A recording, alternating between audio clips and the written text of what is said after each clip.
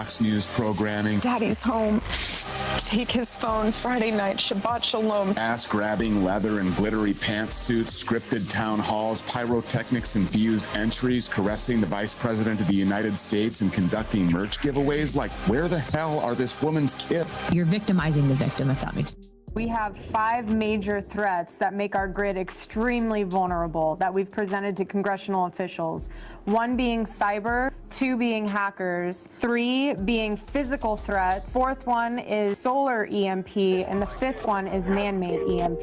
So the concern that we have is that we put out this critical information, and when we go over this risk analysis, they hear what we're saying, but they don't want to take action. What we're saying, but they don't want to take action. Take action. Well, there are 18 critical infrastructures in the United States: food, water, transportation, communications, etc.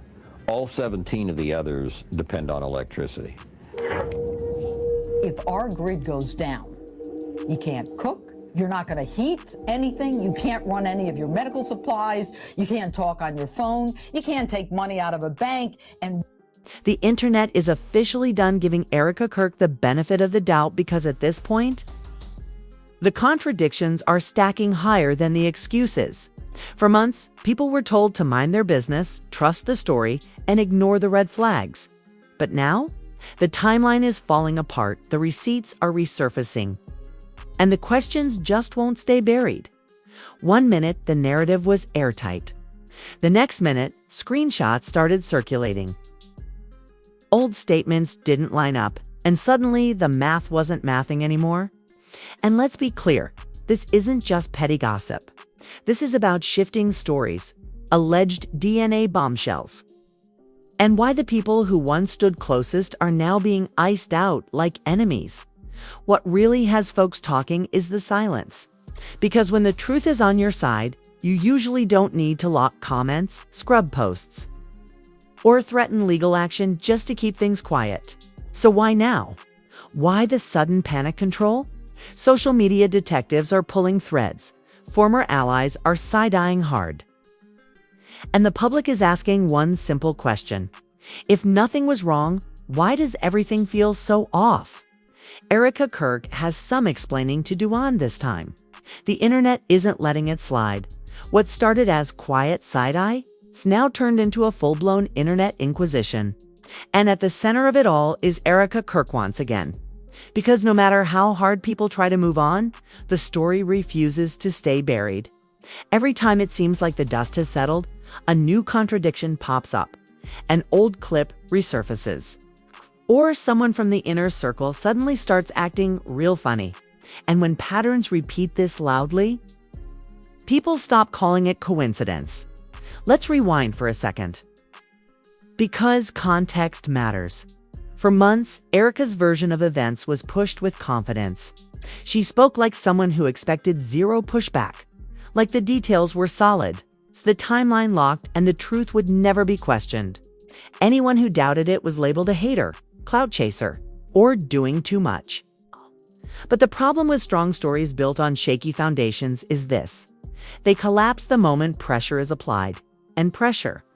Oh, that's showed up loud. Online. Sleuths, aka people with Wi-Fi, screen recording skills, and too much free time started noticing inconsistencies.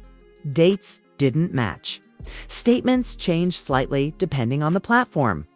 What was once said with certainty in one interview suddenly became misunderstood in another. And the more Erika tried to clarify, the messier it got. That's usually the first red flag, because when someone is telling the truth, the story stays boring. It doesn't need remixing. It doesn't need edits. But when the narrative keeps evolving, that's when people start asking uncomfortable questions. Then came the reactions from people who were once firmly on her side. At first, they defended her aggressively. They went to bat in comment sections, stitched videos calling critics weird, and repeated Erika's talking points almost word for word. But slowly, that energy shifted. Defenses became quieter. Support turned conditional. And eventually, silence replaced loyalty. And silence is loud, especially when it comes from people who once couldn't stop talking. sources online claimed that behind the scenes, tensions had already been building. Conversations were happening off camera that directly contradicted what was being said publicly. And when those private doubts finally started leaking into public behavior and follows, deleted posts, sudden distance sits confirmed what many had already suspected. Everyone was not on the same page. Now, let's talk about the moment things really cracked: the DNA. Chatter, no official paperwork was dropped publicly. No neatly stamped documents posted for the world to see, but that didn't stop the rumors from exploding. According to multiple online claims, a DNA test allegedly introduced a truth Erika wasn't prepared to explain, and whether the test exists exactly as rumored or not. The reaction alone raised eyebrows, because instead of calm clarification, what followed looked like panic control. People were blocked. Comments were restricted. Questions were ignored rather than answered. And instead of addressing the allegations head-on, the focus shifted to controlling who could speak and what could be said. That never plays well online, especially when the people being silenced are the same ones who were once praised as family. Here's where things get even messier. Those closest to the situation, particularly the elders involved, were suddenly treated like liabilities instead of loved ones. According to circulating claims, boundaries were drawn aggressively, communication was cut, and roles were reassigned overnight. And the internet noticed something strange. The punishment didn't seem to match the crime. If these people were wrong, why not prove it? If they were lying, why not expose them? If the truth was on Erika's side, why the fear?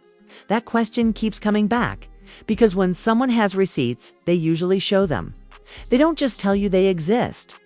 They don't threaten lawsuits they never file. They don't rely on intimidation instead of transparency. And that's where public trust really started to erode. Old clips began resurfacing, statements Erika made months or even years ago that suddenly hit different in today's context. Things that once sounded harmless now felt loaded. Casual remarks now looked like accidental confessions. And once people started connecting those dots, the comment sections turned ruthless. Not hateful, but analytical. People weren't just dragging her for fun. They were laying out timelines, side-by-side comparisons, before and after statements, screenshots with dates. This wasn't gossip anymore. It was pattern recognition. And Erika's response: deflection. Instead of addressing the core inconsistencies, the focus shifted to attacking motives. Critics were accused of wanting attention. Questions were framed as harassment. Accountability was rebranded as bullying. And while that strategy sometimes works short-term, it almost always fails long-term, because eventually, people realize if everyone is asking the same questions, maybe the problem isn't the audience. What made things worse was how emotional control slipped. There were moments where Erika appeared visibly irritated, defensive, even smug-like. She was daring people to keep digging. That attitude might play well with diehard supporters, but to neutral observers, it read as arrogance. And arrogance during a credibility crisis is gasoline on a fire. Meanwhile, former allies began speaking in coded language. Nobody came out swinging directly, but the hints were unmistakable. Vague captions, cryptic stories, "I've learned a lot" type posts. The kind of content people drop when they're trying to distance themselves without starting a war. And that distance told its own story, because people don't walk away from solid truths. They walk away from messes they don't want to be associated with when the lights get too bright. Now, to be clear, none of this automatically proves guilt. Allegations are not convictions. Rumors are not facts. But public perception, that's a different beast entirely. And right now, perception is not on Erika Kirk's side. The biggest issue isn't even the alleged DNA situation. It's credibility. Once people start believing you're capable of lying about one thing, they start questioning everything. Every tier looks strategic. Every statement feels calculated. Every explanation sounds rehearsed. and rebuilding trust after that kind of damage. That's almost impossible without full transparency. So far, transparency has been missing. No clean timeline. No clear answers. No direct confrontation of the biggest questions. Just control, silence, and deflection. And that's why part 1 ends right here. Because this story doesn't stop with Erika. The ripple effects are spreading. The people affected are pushing back. And the next phase involves voices that are no longer willing to stay quiet. By the time part 1 ended, one thing was already clear. The Erika Kirk situation wasn't just about inconsistent stories anymore. It was about who knew the truth, who helped protect the narrative, and who is now scrambling to distance themselves before the whole thing collapses. Because once the pressure hit, cracks didn't just appear in Erika's story. They appeared in her circle, and that's always the turning point. When controversies stay contained to one person, damage control is manageable. But when multiple people are involved, especially family, longtime supporters, and so-called ridoras, things get complicated fast. Suddenly, silence isn't loyalty. It's strategy. Let's talk about the inner circle. Early on, Erika wasn't standing alone. She had defenders everywhere. Comment sections were patrolled like security checkpoints. Anyone questioning the narrative got dogpiled, blocked, or publicly mocked. The message was clear: don't quest this story. But then something shifted. Those same defenders started changing their tone. Some went from loud support to vague encouragement. Others stopped mentioning Erika altogether. And a few very began subtly correcting details in ways that directly contradicted her original claims. That's not accidental, people. Close to a situation don't suddenly misremember details unless new information forces them to. And according to online chatter, that new information allegedly came in the form of a DNA result that didn't just surprise. Erika shocked everyone around her again. No official documents have been posted publicly. But reactions don't lie that the moment those rumors surfaced, behavior changed across the board. Lives stopped mid-sentence. Interviews were canceled. Collaborations quietly disappeared. And most telling of all, people who once spoke confidently about knowing the truth suddenly stopped answering direct questions because the truth had become inconvenient. What's especially alarming is how the responsibility appears to be shifting. Instead of Erika addressing the allegations head-on, attention turned toward controlling other people. Family members were allegedly pressured to stay silent. Boundaries were drawn with ultimatums attached. And certain voices, particularly older ones, were framed as confused, misinformed, or being manipulated. That tactic isn't new when facts don't cooperate. Credibility attacks usually follow. You don't argue the information, you discredit the source. And for a while, that strategy worked.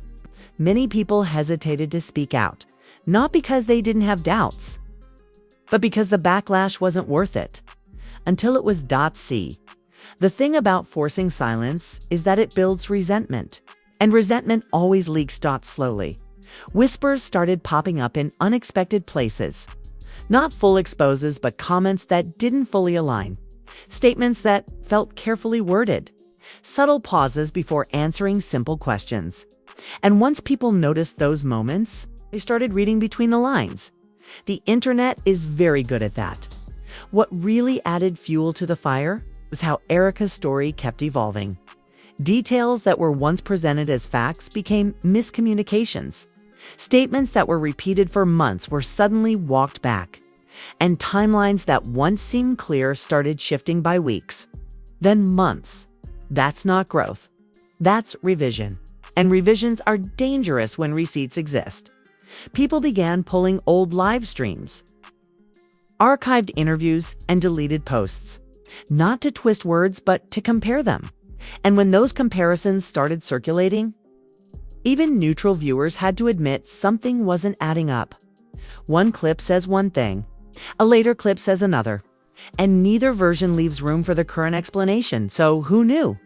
That's the question haunting this entire situation. Did Erika know the full truth from the beginning? Did others help cover it up to protect her image? Or did everyone genuinely believe one story until reality forced a rewrite? No one has answered that clearly yet, Dan. That's intentional, because answering it would mean accountability. And accountability would mean admitting that people were misled intentionally or not. What's especially concerning is the emotional manipulation allegations now floating around. Some viewers claim Erika leaned heavily on sympathy to shield herself from scrutiny. Emotional breakdowns appeared conveniently timed. Crises escalated right when questions peaked. And while emotions can absolutely be real, the pattern raised eyebrows. Whenever pressure increased, chaos followed, and chaos is a great distraction. Meanwhile, the people allegedly being silenced are no longer staying quiet in the same way. They're not dropping names or leaking documents, but they're letting it be known that they're not okay with how things have been handled. And that quiet resistance, it's louder than any rant, because it signals this: there's more to the story. Supporters are now divided. Some are doubling down, insisting that Erika owes no one explanations. Others are starting to step back, admitting they defended something they didn't fully understand. And that split is critical, because once blind loyalty breaks, narratives unravel fast. The biggest mistake Erika may have made wasn't whatever the alleged truth is. It was underestimating how long secrets stay hidden in the digital age. Nothing disappears. Everything is archived. And when multiple people are involved, someone always talks even if they do it indirectly. As things stand now, the story feels pause, not finished. Like everyone is waiting for the next shoe to drop. And whether that comes in the form of a leaked document, a public statement, or a family member finally speaking openly, one thing is guaranteed: this isn't going away quietly. In Part 3, we're diving into the consequences, how this controversy is already impacting reputations, relationships, and future opportunities, and why Erika Kirk may be running out of ways to control the narrative without finally telling the whole truth at this point. The question isn't if Erika Kirk's story will fully unravel, it's how. Because the damage is no longer theoretical. It's already happening in real time, quietly but consistently, in ways that can't be spun away with captions or carefully worded lives. The first consequence? Credibility loss. Once people start doubting your honesty, everything else becomes suspect. Supporters may still watch, but they stop believing. Brands hesitate. Collaborators keep their distance. Even neutral observers begin approaching every statement with skepticism. And for someone whose influence relies heavily on public trust and perception, that's a slow bleed that's hard to stop. Then there's the relationship fallout. Allegedly, bonds that were once portrayed as unbreakable are now fractured beyond repair. People who played parental roles, supporters who sacrificed privacy, and allies who defended Erika at their own expense are now being treated like liabilities. And the internet has noticed something chilling. The empathy seems one-sided. When loyalty is expected but never returned, resentment follows. And resentment doesn't stay private forever. Another major issue is control fatigue. You can only restrict comments, block critics, and threaten legal action for so long before it backfires. Eventually, silence starts to look like guilt even when it isn't. The absence of clear answers becomes louder than any accusation. And right now, that silence is speaking volumes. What makes this moment especially dangerous is timing. Social media cycles are ruthless. People move on quickly, lest you give them a reason not to. And Erika keeps giving them reasons. Each attempt to shut the conversation down only reignites it. Each deflection creates another theory. Each half answer opens the door to 10 more questions. And the biggest risk of all, someone else telling the story first. Because if someone close to the situation decides, they've had enough. If one voice breaks ranks and speaks openly, Erika loses control of the narrative permanently. At that point, explanations won't feel proactive. They'll feel reactive. defensive, too late. That's the crossroads she's standing at now. Come clean and face backlash head-on, or keep pushing the silent strategy and risk a far messier fallout later. Neither option is comfortable, but one at least offers the possibility of rebuilding right now. The internet isn't demanding perfection. It's demanding honesty. People can forgive messy truths. They struggle to forgive manipulation.